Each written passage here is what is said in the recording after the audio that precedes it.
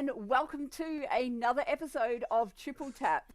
This is episode number 9. We will soon be hitting double digits, so I think we're doing really well the amount of times we've done this. I'd like to welcome Kim to the call this evening, and of course, Lance. Kim, how are you this week? Great, thanks, Ainsley. Been a very busy week. Been working on some paddock to plate initiatives with the farmers, so that's starting to get up and running now, so very exciting. Fantastic. Lance, what kind of a week have you had? Have you been busy this week? No. Look, thanks, Kim, thanks, Ainsley. Really happy to be here. The week goes around so quickly, and this is my favorite job I do during the week is to come on here, meet these awesome guests. Yeah, I've been absolutely flat out. I've been driving all over Australia, meeting some awesome people, and we've got some really good stuff coming. So that's great. Yeah, super fantastic. Well, we have a very exciting, incredible topic to speak to with our guest speaker tonight. And I think it's certainly going to move a lot of people. So I do hope we've got a lot of people coming on the call tonight. I can see they're still flowing in as we're speaking. So we are going to get underway. I'm just going to introduce our speaker and then we can hear from her. So this lady is a South African born. Her name is Dee McLachlan. She is a film director, a journalist and a humanitarian. She has made 8 feature films, probably most known for her sex trafficking thriller called The Jamed. I hope I pronounced that right. She has worked and lived in many parts of the globe, including Africa, the Americas, the UK, and of course now in Australia. She has extensive experience in screenwriting. She has written children's books and founded the news site gumshoenews.com in 2013. For the last 4 years, she has been actively involved in and reporting on child protection and exposing and combating corruption in state abduction and judicial kidnap by the Australian state government. Ladies and gentlemen, without further ado, we'd like to welcome Dee McLachlan to the call. Dee, are you there, love? I'm here. Thank you very much for having me. You're very welcome. Hey, Dee, good to see you. Yeah, good to see you, Lance. Hi, Kim. Hi, Ainsley. Hi, Dee. Nice to see you and welcome. Yeah, Dee, thanks so much. Dee, this is a very emotional and deeply moving topic that you've become involved in. I guess the first thing is that how are you holding up with this? Because it's a very sensitive subject, as we know. It affects a lot of people, and I'm sure that this would be taking a toll on you. So just wanted to make sure you're okay and just see how you're doing with actually working within this subject here. Yeah, thanks, Kim. I was living a life of normality and bliss 3.5, 4 years ago. And then I met this mum. I heard her story, and probably since then, I haven't had a decent night's sleep like I used to. And, when I tell people what's going on, I describe the case, or I describe what's going on, people become traumatized. People can't actually handle it. They say, please stop. I don't want to listen to this. And it's like, well, you don't want to listen to it for 2 minutes, but there are tens of thousands of children and good mothers and dads that have to live this every day. So Australia and the Western world, the whole Western world is in a crisis. So, Dee, if I could ask you a question, what was the point where you said in your life, I've got to pick up this challenge, I've got to get involved in this problem? Well, I was born in South Africa, and so I grew up knowing right from wrong at very early age. And so I knew that I was living in a toxic police state culture that was cruel. It was a cruel culture. And so when I went to America, I was hoping to find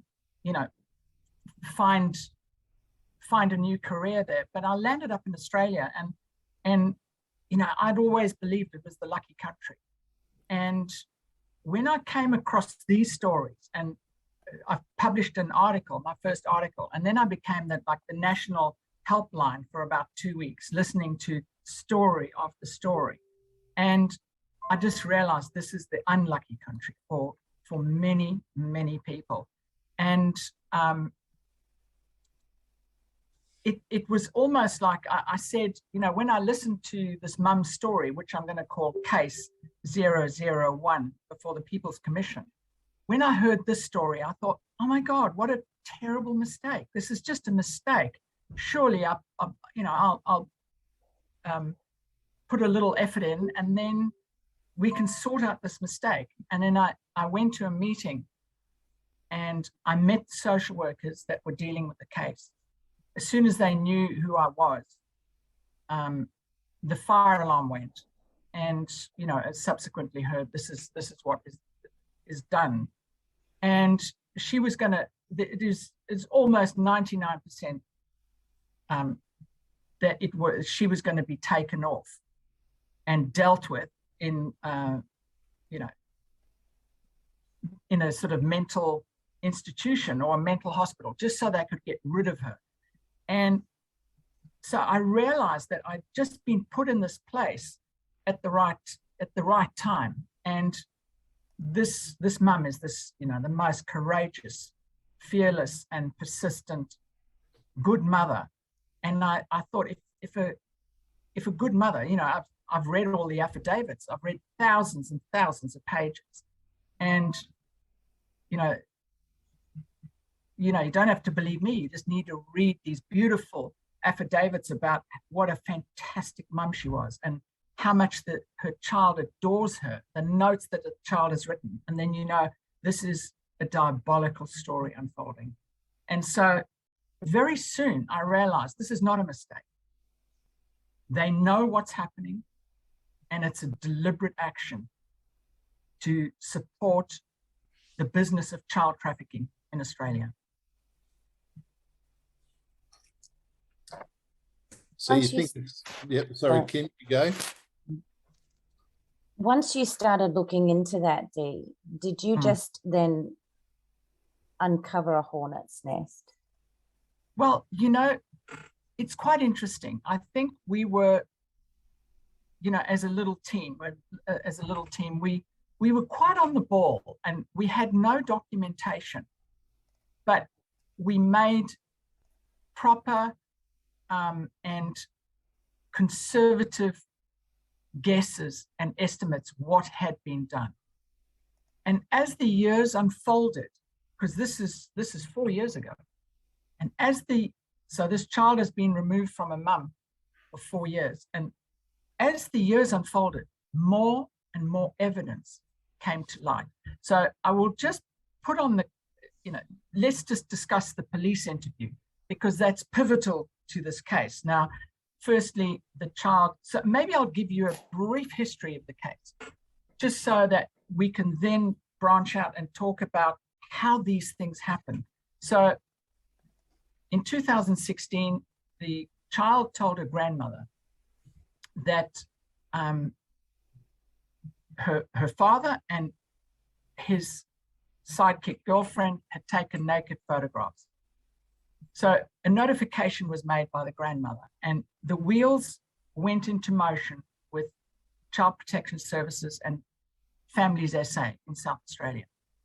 And after in quite an intensive investigation, you know, the mother had to go through mental health assessments, passed with flying colors, and the child's interview was so compelling that the CPS investigator said there's absolutely no way the child's inventing this. This is just, it was such a free 6-year-old, while describing what happened while she's drawing kind of interview, that there was no way that this was an invention. And so they substantiated abuse. So the trick when sexual abuse comes into play, and of course the police officers did not seize the phones and the computers as they were, as it was said in emails. And so the abuser immediately puts files for sole custody. Now, this is a trick that's over and done over and over again, because then all the authorities stand back and they say, oh, it's a court matter now. So the family court is essentially there to deal with custody issues. So it's not a criminal court, but it runs on the side a sort of quasi criminal investigation. It has absolutely no investigation powers, but the family court just has to establish if there's family violence or abuse, because then they can make the custody order. And so I think it was a very, very little clever trick, because despite what the CPS investigator said, the judge then makes a determination, because they cover their feet on the on all sides of the fence, says, oh, the incident most likely did not happen. One incident. But we're giving, because the mum is the responsible and safe parent, as she's deemed to be, she was awarded sole custody. Then 6 weeks after the orders were delivered, the child was injured. Now, this had to have been planned. There's no other way.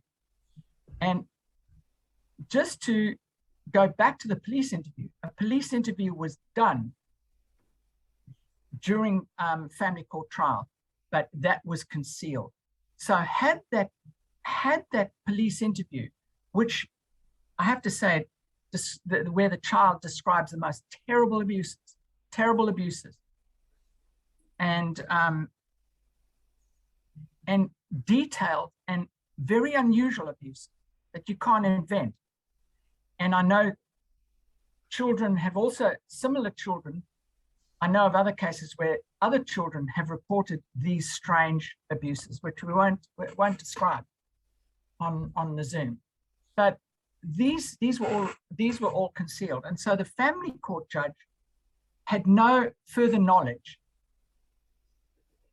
and said, oh, look, the incident, this one incident, probably didn't happen.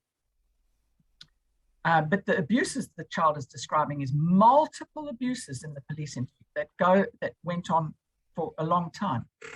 And then what we have is the child was injured 6 weeks after the orders were delivered. The department, then the same police officer, gets pulled in the next day, and she says, there's nothing to see here. The mother is the problem. She lied, criminal neglect. She basically acted so unlawfully and criminally,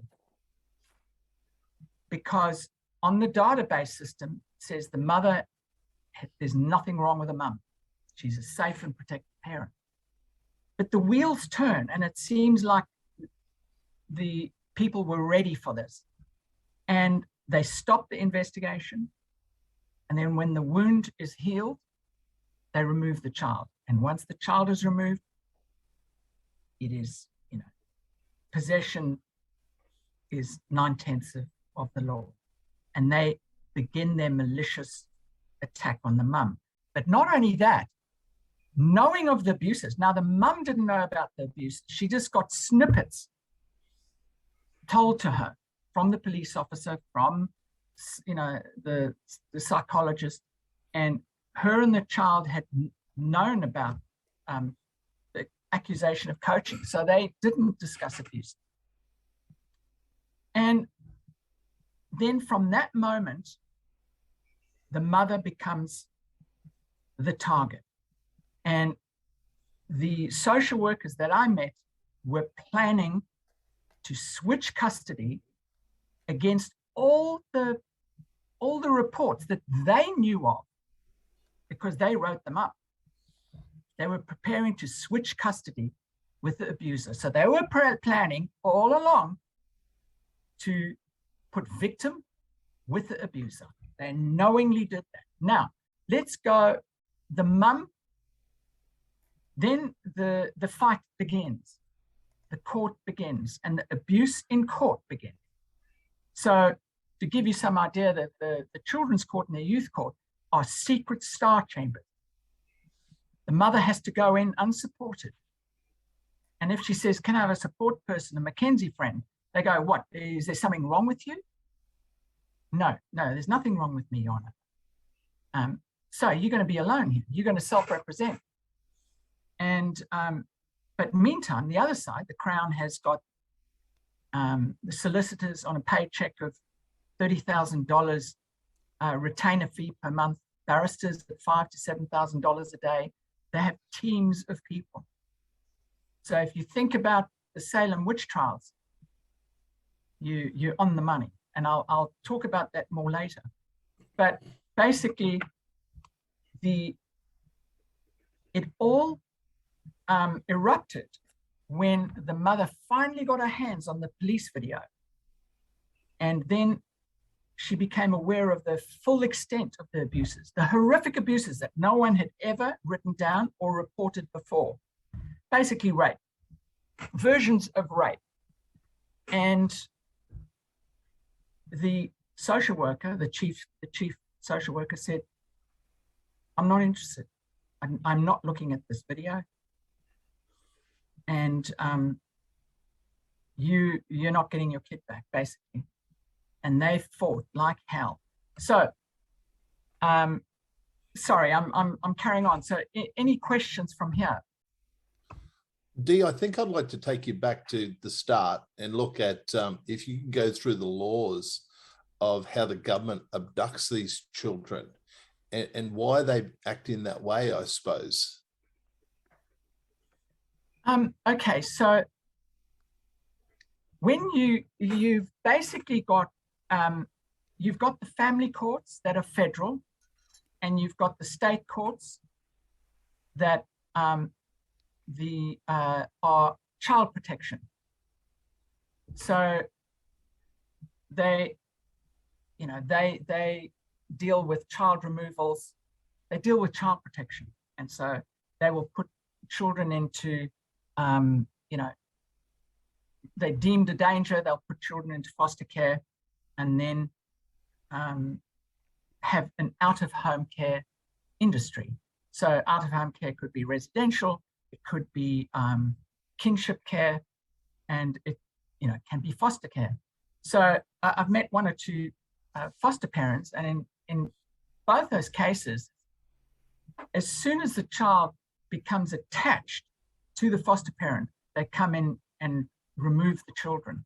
But I think it's more than that, because this is a multi-billion-dollar business where, in family court, you get, the idea is to enhance the conflict, and you have legal teams on both sides depleting the resources of that couple.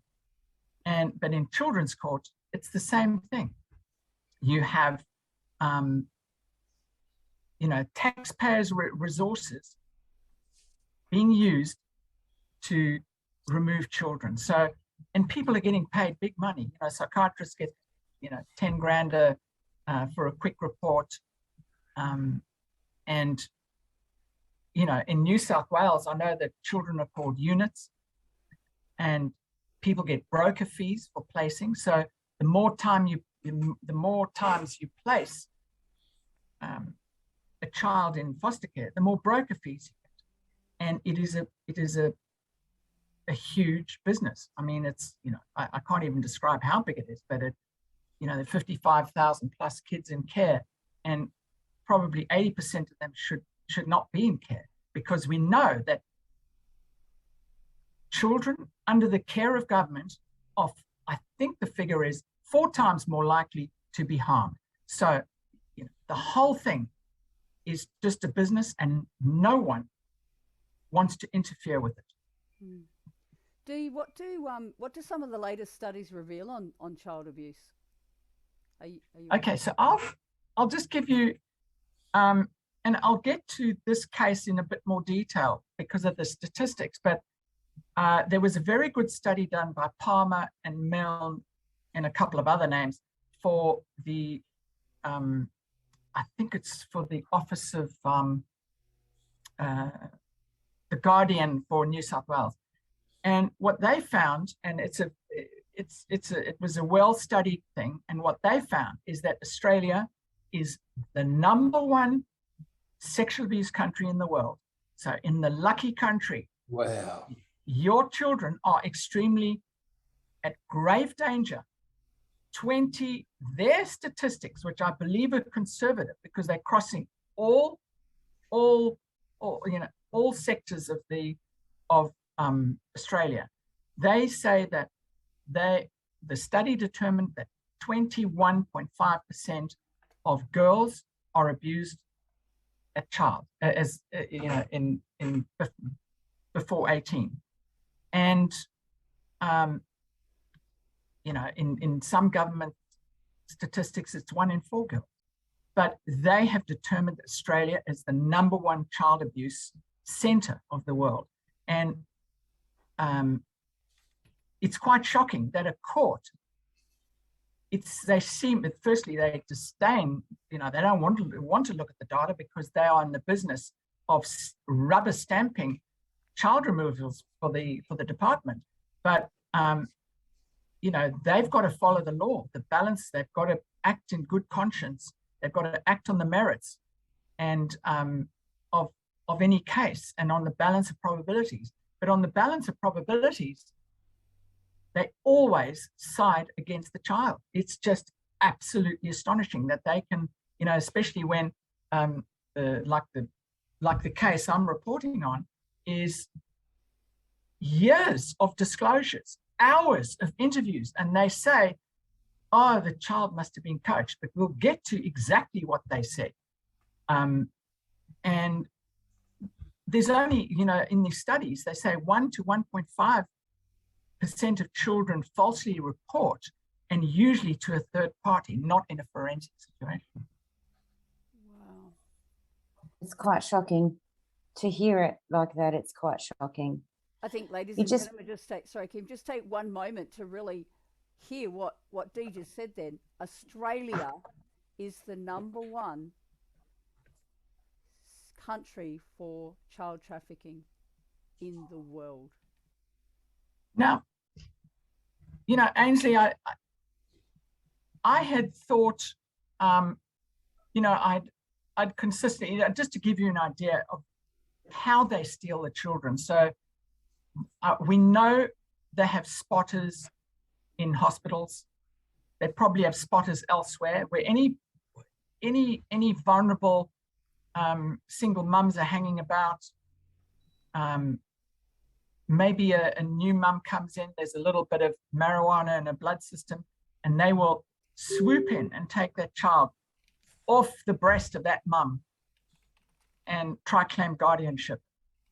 And well, it's a lucrative business. They might have given a kickback to the nurse who made the phone call. But if you think a child is worth about $150,000 to the budget each year, and everyone's benefiting off that budget, from all kinds of salaries to, people getting paid out from that. And you take that 150 times 18, that's what a child's worth. So it's big money. You get a $30,000 broker fee when you place that child. So it's an absolutely diabolical system. There's no democracy. I mean, I try to correct, try to get people to listen, but no one will listen. The most powerful people in the country is a social worker. She can just be out of, she'd be 20 years old. And if she writes a horrible report, no one, that goes to the court, and no one, not the ministers do not get involved, and I think they deliberately don't get involved. They're not even the gatekeepers there to stop the ministers from getting involved. The ministers, the attorney generals don't take responsibility. The governor won't even respond. And the prime minister's office, now the prime minister, ScoMo, said, oh, I'm sorry, we've got to listen to the children. And that was like, farting in the forest. It's absolutely vacuous. And, you know, as Nelson Mandela said, if you can't, you know, the true character of a society is how that society looks after its children. And we are not looking after our children. So we don't actually have a society. We do not have a democracy. And I mean, I can just plainly say that, you know, if you cannot rescue a child that's been horribly abused. Now, I just want to ask the three of you, what is the kind of worst thing that you can imagine to do to someone? You know, you think of prison, but what is worse? I think for me, who completely understands exactly how horrific these crimes become. I've done a lot of research into it, but for me, and this is not meant to sound weak, it's the betrayal of trust for that child. So they will never trust again in their life. No, so we destroy them. That's right, Lance. And what you're doing is you're destroying society. So what happens is the child gets abused. Now I'm talking of, you know, these cases where there's child abuse, and the child gets abused. Then, astonishingly, in this case, there were some good social workers that tried to rescue that child and did the right thing. And then there were some toxic people that came aboard and did the wrong thing. So then they stopped believing the child. So then the child has to suffer. That's what the victims of institutional abuse had to suffer. They were not believed. They had lifelong consequences. But not only that, that's the second part of the abuse. The third part of the abuse is you are removed from the person you love most in the world. And they are destroying and influencing, like, you know, if the child's taken early, they are destroying the brain of that child. That child will never grow up and be able to form attachments properly. So what they are doing on a mass scale is destroying society. They are destroying the sacred family. They are destroying the sacred, the sacredness of motherhood. And it's just the most heinous crimes that are unfolding, and they are affecting, you know, Sir James Mumby said, you take, you know, and this is a case in England, he says, you take a baby from its mother, and you basically are setting them on a path of 60 or 70 years of life sentence. So I would say, I can absolutely for sure say, when you take a mother's child for 6-8 years, which they have done in this case, and we've got to turn it around. I'll just speak about that judgment very quickly.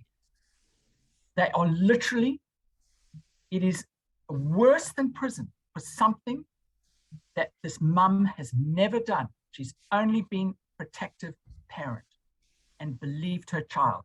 It is, and you know what? If the political pedo cult, because that's what it must be, they are not prepared to help a raped child, to help that child be restored to the custody, the lawful federal custody of a mum. And they've used a trick in the law to keep that child from the mum. Then Australia's gone. Australia's lost. And we have to rescue Australia.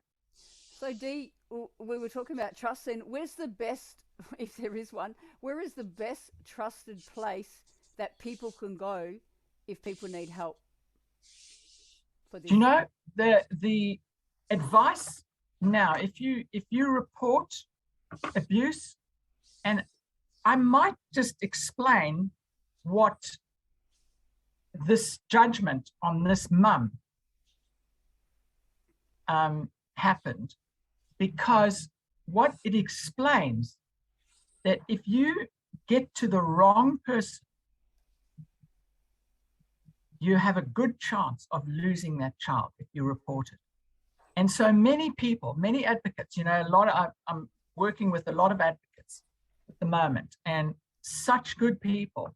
And you know, you've had Pastor Paul, you know, you've interviewed Pastor Paul before. They say it may be because the courts will not do the right thing. It will be lucky if they do the right thing.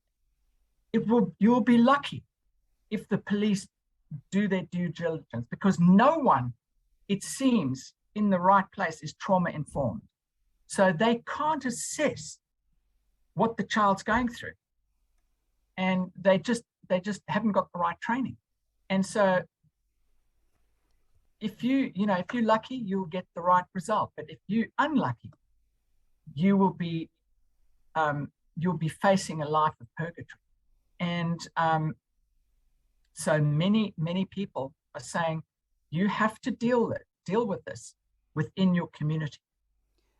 That leads me into a great question from one of our viewers, Dee. Is this the same, like, obviously we've got this happening all around Australia, but are there any states that are worse than others? Like, is one of I think South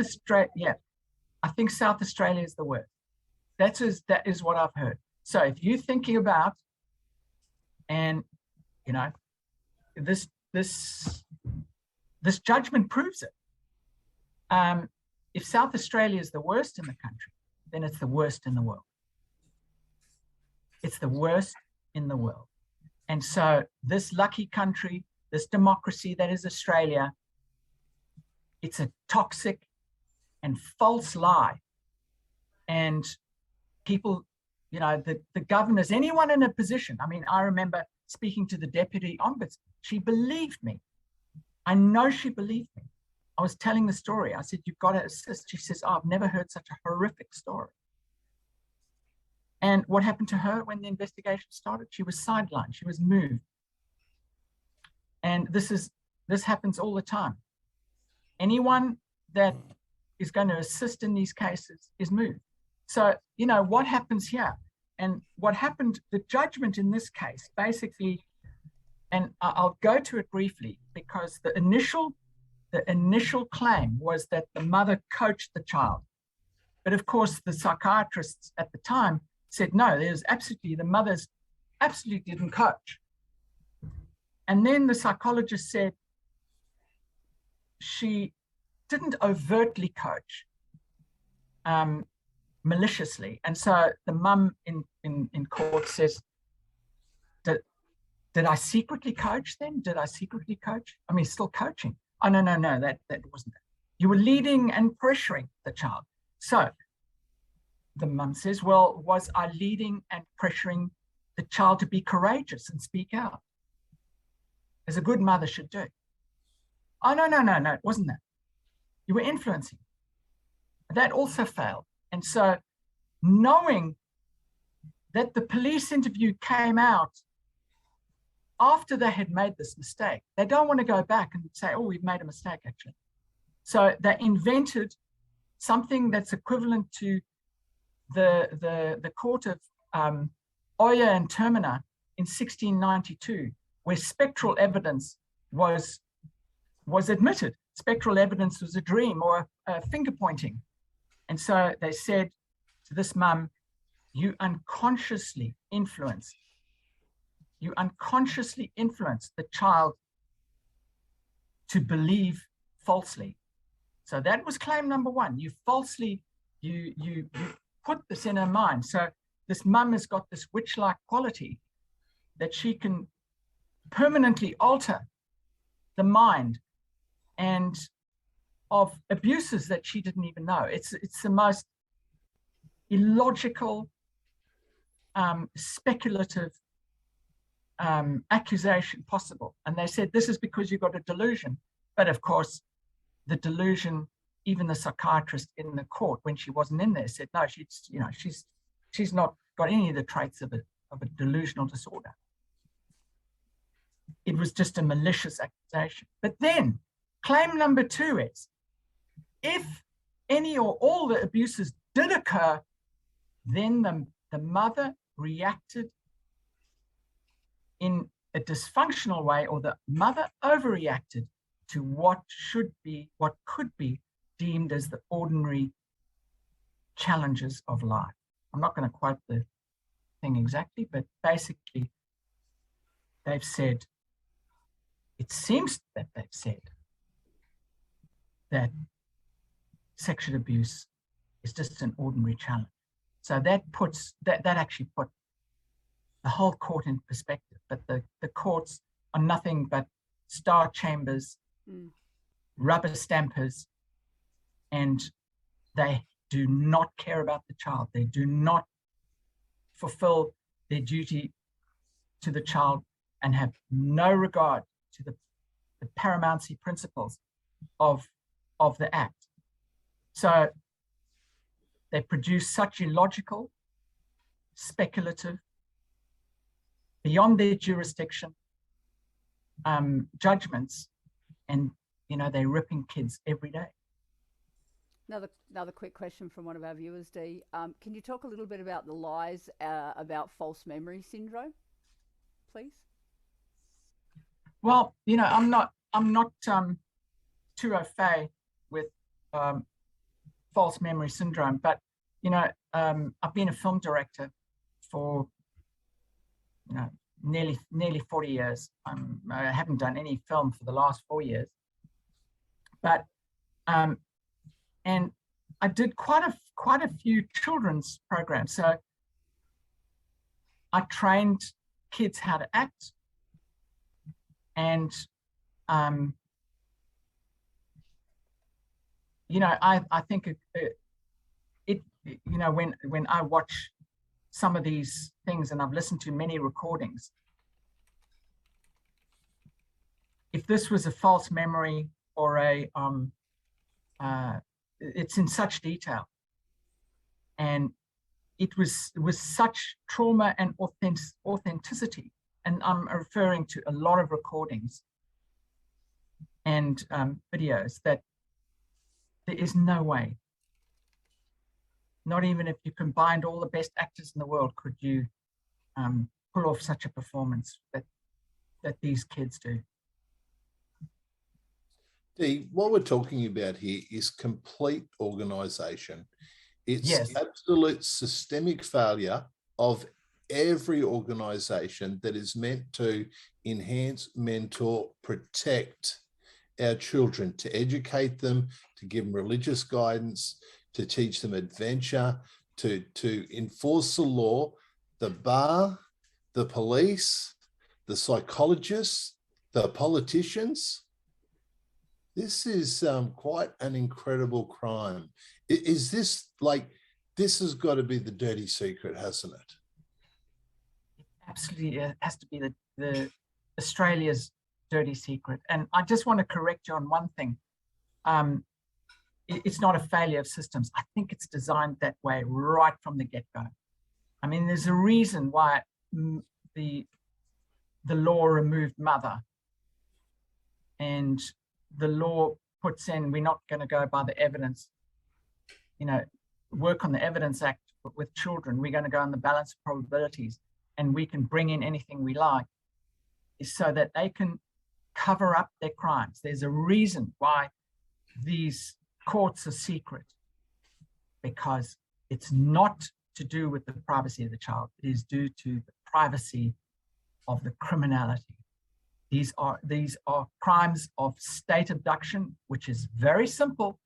And I think we should start prosecuting everyone, because that section in South Australia is Section 80. The removal of a child by fraud or force from the lawful care of a parent. So simple. I can name 30 people that should be an accomplice to abduction of a child. And that's just one case, isn't it? It's just one case. I can name, you probably have between 40 or 50 people that are complicit. Obviously, the principal 6 or 7 that should be in jail, that are up for criminal neglect, and others, being pulled along by the culture. But how they can even call themselves protection agencies, they should be got rid of. You could have peer groups to ascertain how a child that might be in harm's way, how they could be better served. But the system at the moment is a disgrace. It's an absolute disgrace. Yeah, So, sorry, Lance. no, you go, Kim.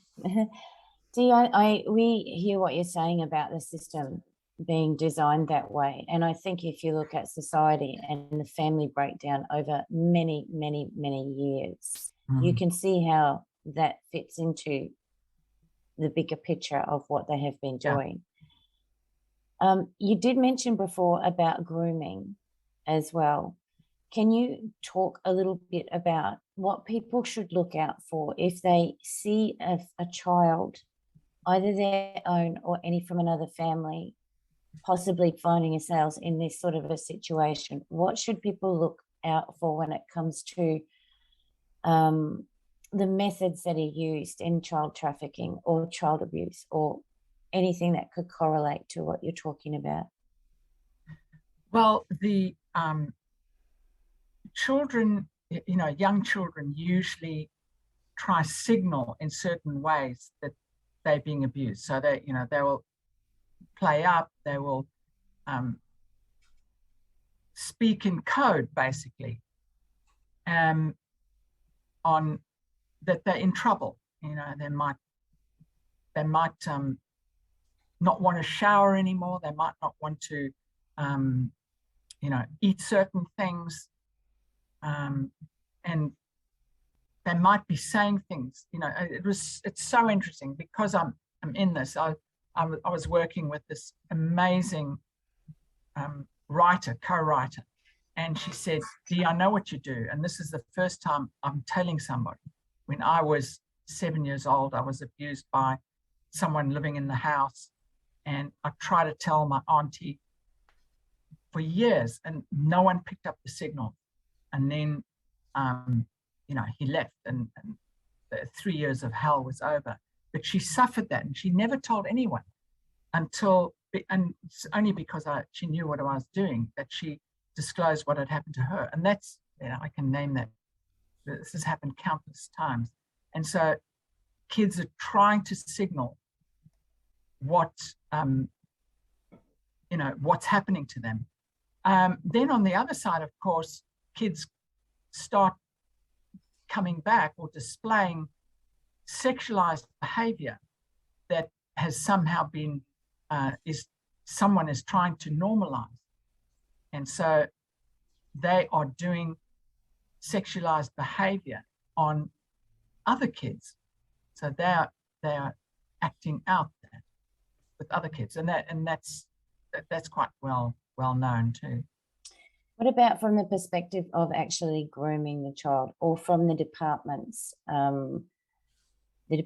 side of things, using perhaps the psychologists, the social workers and things into grooming the child into a situation? Well, the psychologists, so for example, quite a few, and in this case too, the court ordered the psychologist to convince the child that the child had never been abused. So the psychologist's mission was to alter the brain of that child, to groom the child into believing that she wasn't abused, as opposed to, that's the professional aspect of it.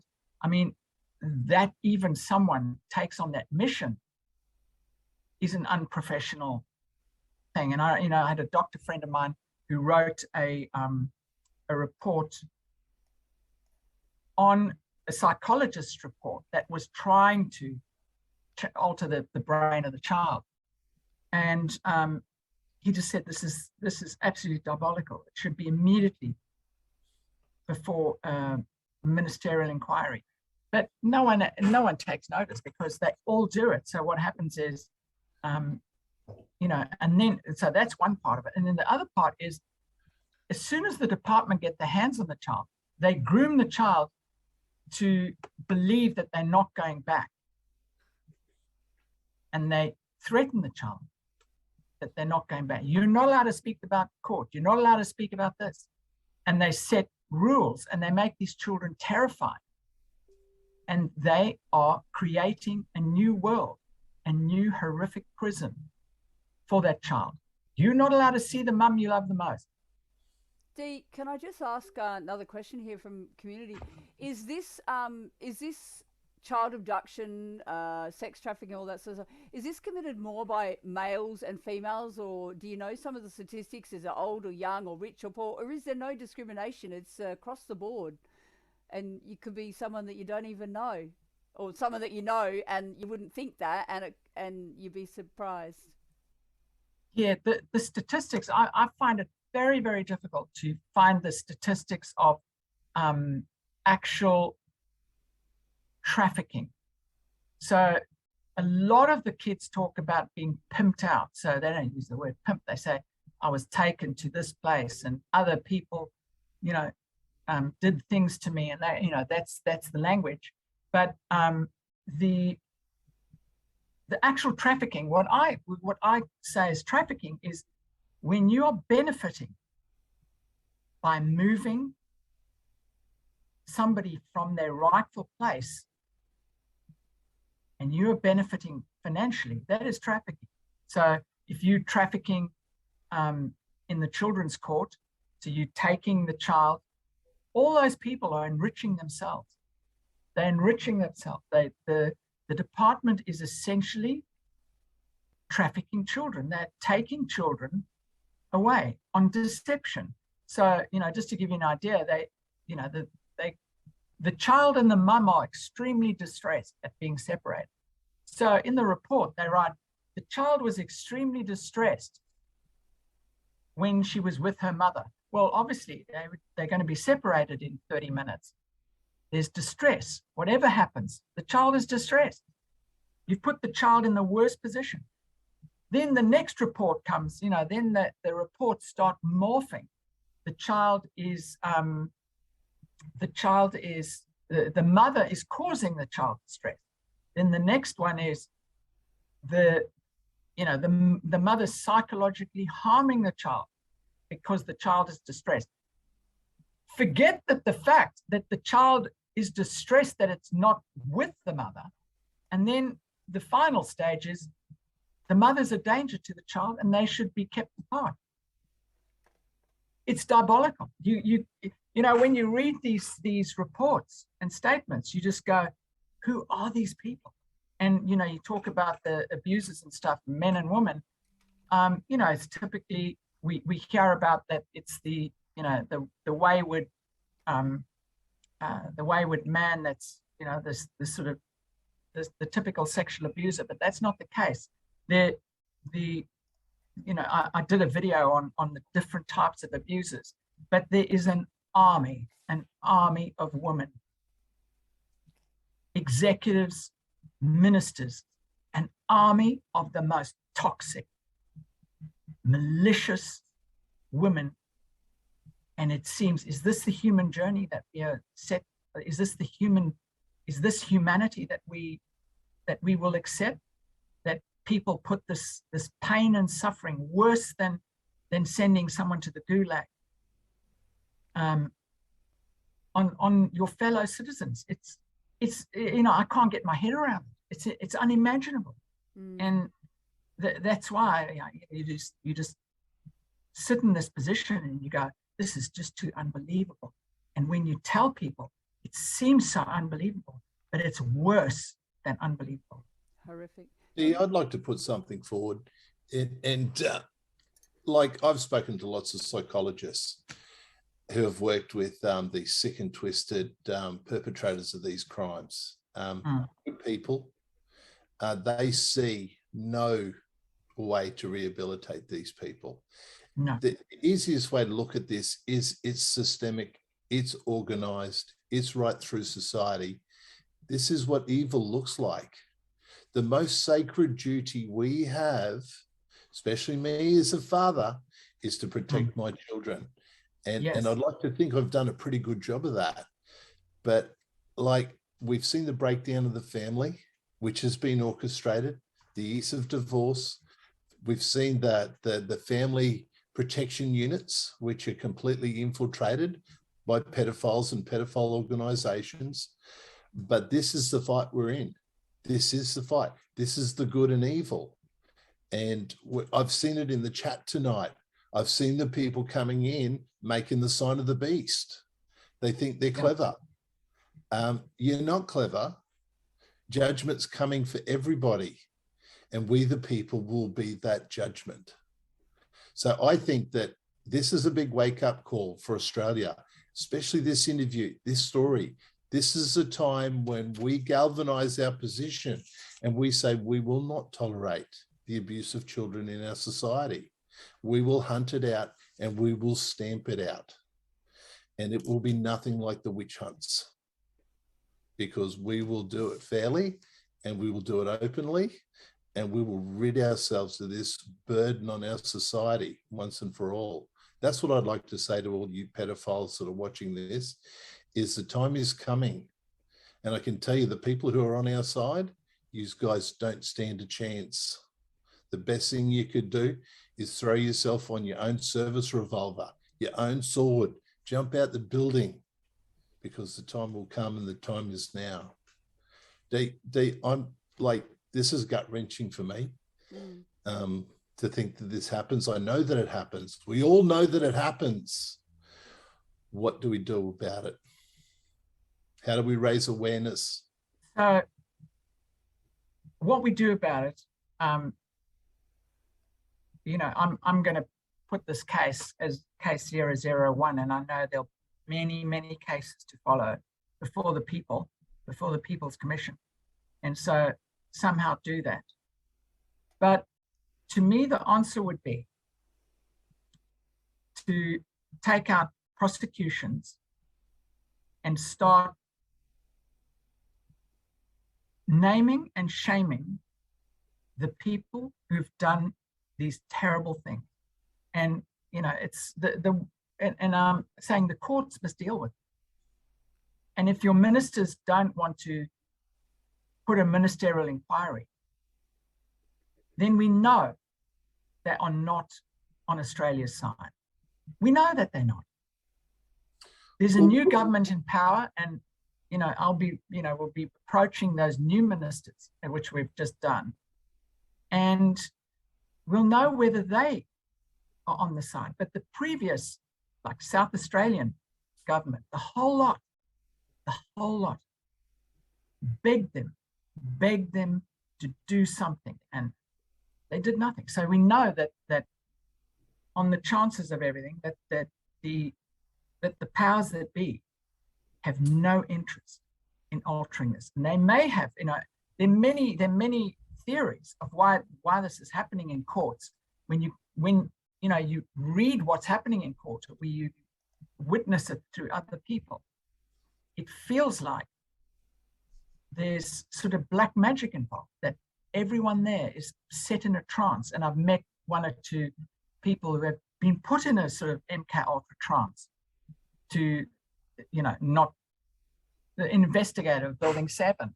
He was put in a sort of mind control situation, and no logic. He could not accept any logic. And this is what's happening now.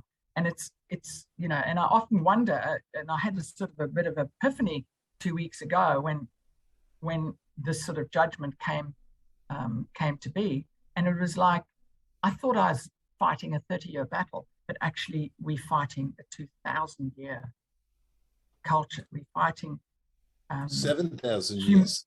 Yeah, well, however many thousands of years. It's you know, is this the human journey that we've got to rise above? Is this our mission here now? This is our defining moment in history. Yeah, and it seems to be. We know from the Wood Royal Commission that the judiciary were complicit with child sex trafficking, crimes against children, pedophilia. We know that. So they protect their own. We also went to Malcolm Roberts and said, listen, you've got this 90-year suppression order. You need to do something about it. Malcolm Roberts, with all of his access, said, I've looked at this and I cannot find anything on it. People, wake up. These guys can't find anything when their eyes are closed. Their eyes are all closed. They know this happens. We have credible whistleblowers that talk about rape in Parliament of children. Okay, you're not going to vote your way out of this. The whole system is rotten. We are the solution. We need to fix it. We need to come together and we need to recognize what's happening. And I do believe that, you know, there are those people there that would like to do something. And it is for them to have the courage to actually just say, you know, I'll stand with this. Like, you know, the politician, I've forgotten her name, she stood up and she was murdered. But I think we're beyond that now because there are too many people. We all know what's going on. And they're cowards. Yeah. Anyone that hurts children is doing it out of complete cowardice. That's who they are. They're that gutless wonder that thinks they're tough when they're in the uniform, but they're all cowards at heart. That's why they hurt children. Dee, can you, do you think? Sorry. Do you think there's any excuse for people who say, "Well, I was a victim, so I kept on perpetrating the same crimes that I was introduced to"? Do you think that's a valid excuse? I do think that most of the abusers were abused in some way. So it's almost like they groomed into the torture. You know, you're talking about grooming. You're groomed into the torture and you cross a boundary and your heart gets taken away from you. You become soulless. And maybe you don't even have a soul. Who the hell knows? But I find it extraordinary that it's almost like you're talking to people that have no soul. You know, there's no empathy left. The heart is cold. Yeah. And so, you know, and people who don't know what's going on, they get into shock, they get into trauma. And so, you know, I was educated slowly. And so, you know, I still wake up at 2, 3 in the morning and my mind's spinning for solutions. And, you know, you try to find every legal solution you can possibly think of. Dee, just Sorry, briefly in this last few minutes, and then we'll just go to you, Kim, in a moment. Can you just speak a little bit about maybe the parental alienation that you've seen from some of the cases that you've done, and how the narcissistic and dangerous parents are usually securing the children? Well, parent alienation is, you know, that psychologist, and I've forgotten his name, came out with a wonderful thing saying that, any protective parent that's overprotecting is alienating their kids from the other parent. But you know, what I did with all these children's cases, I go with child abuse cases, I go, forget what the parents are saying. Forget what the parents are saying. What are the children saying? What are they demonstrating? And usually what is called parent alienation is usually someone trying to protect. But what happens is then the court begins the process of alienation. So the courts are excellent. They are the parent alienators, the deluxe masters of separation and alienation. You know, if you sat around a mediation table, you'd probably sort out what was going on, have a bit of family counseling, have a bit of, you know, set the police in with some honest, good investigators, and you'd sort out what's going on. But the court, without listening to the child, become the parents' alienators on whatever side. And they are the masters at it. Cool. Dee, there's been a number of comments in here tonight with people saying, what can we do to help? And that's more from what can we do to help from the ground level? So we talked about it has to come from community. Okay. We know the system's broken. I would suggest writing to every minister, everyone here writes to the minister of the child protection, only about 5 or 6 of them, writes to them and says, we've heard of these diabolical cases. We want you to start ministerial inquiries immediately, because you can't even, there are hundreds of cases that a small group of us, I've sort of mainly focused on very few, but other people are handling so many cases, and they need to hear that, and the attorney generals need to hear they better take the law into their own hands, better take the law and follow the law and protect children. And so start emailing and threatening the ministers of child protection.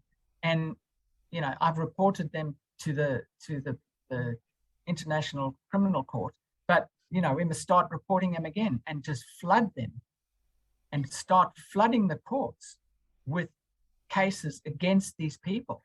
That's what I'd like to see. And so anyone can pick up a pen and write to the minister. What about organisations that maybe people could become affiliated with in their communities that could potentially help children? Or, do we get a think tank together to actually start to come up with a way of being able to assist in this whole area on a community level? Yes. So, we are communicating with TAP on this, with Lance, and Lance has interviewed, Lance and Kent, I think, interviewed Pastor Paul, who's one of the sort of front voices for this, and he's dealing with prosecution cases against the the top names. And so I think we could get that information out through TAP. Great. We're more than happy to support that initiative. Pastor Paul is a super cool guy. When you look at the resources we've got, and I'm not going to name solicitors' names on this because of the retribution that they'll come, but we've got the skill to defeat a lot of cases now purely because the laws have not been made lawfully. And when you look at that, there may be the potential for moving forward to have, and there's got to be some good solicitors, some good barristers. They can't all be part of. No, there will be. And and especially if they're about to retire, then they can risk their careers. Yeah. So we could get those good people. There is nothing more worthwhile than saving a child from this type of heinous crime that they endure, and it wrecks their life. And as it wrecks their life, it wrecks their society. And the crime, as you've heard, is perpetrated generation after generation through grooming, through programming. So look, guys, this is a worthwhile thing. And I'm going to talk to all the viewers now. We're going to have this up pretty soon. We need this shared with everybody, everyone on your social media, everyone in all your other groups. We need to get this story out. This is what our mission is to shine the light on what's actually wrong with the world so we can fix it. We can't fix it unless we know it's wrong. And this is one of the major points. We solve this one problem, we're going to solve a lot of other issues on the way. Yeah, excellent. Well, guys, we've come to the top of the hour. Dee McLachlan, we want to thoroughly thank you. It's been a most explosive, empowering, mind-blowing topic, and I know this is not the end. We'll probably have to get you back for another one because this is such a big, complex topic that's out there. I think it sort of shocks a lot of people as well who maybe don't know the depths of how far it goes. But we want to thank you for joining us this evening, and thank you for your time. Thank you for your efforts and everything that you've been doing. If we just save one child, that's totally worth it. But I know there's thousands out there that need saving. So thank you very much for your time and your efforts. Thank you, Ainsley. Thank you, Lance.